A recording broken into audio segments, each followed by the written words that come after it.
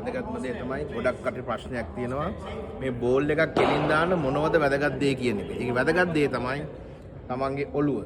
සමහර අය අත වෙනස් කරනවා, අතේ ඇන්ගල් එක වෙනස් කරනවා, රන් අප් එක වෙනස් කරනවා. නමුත් හොඳට හිතලා බලන්න අපේ මේ ඔළුව මෙන්න මේ පැත්තට මූව් වුණොත් මේ බොඩි එකේ අතත් එක්කම ඒ පැත්තට මූව් වෙනවා. එහෙනම් ගොඩක් බෝලේ එළියට යන්න හේතුව තමයි අපේ ඔළුව මේ ඕෆ් සයිඩ් එකට එහෙම නැත්නම් ප්‍රතිකාරක ඕෆ් සයිඩ් එකට මූව් වෙන එක.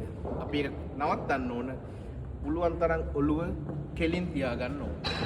තමයි බේසික් එක. නැත්නම් අපි මොන පේනවා මේ ඔටෝමැටිකලි ඔළුව යනකොටම අතත් මේ පැත්තට යනවා. අපිට අත හදන්න බෑ. අපිට හදන්න පුළුවන් ඔළුව. ඔළුව බැට්ස්මන්ගේ Tamanට ඕන තැනට තියාගන්න පුළුවන් නම් හරි ලේසියෙන් ඒ ස්ථානයට ඒ ලයින් වලට බෝල් කරන්න පුළුවන්. මතක තියාගන්න. අපේ අතපය හදනවට වඩා ලේසි දේ තමයි ඔළුව කෙලින් තියන්න අපි පුරුදු කරන එක. ඒක තමයි අංක 1. ඔළුව කොහොමද තමන් කැමති ලයින් එකට තමන් කැමති ස්ථානයට එක එල්ලේ තියාගන්න කියන එක. ඒක හරි වැදගත්.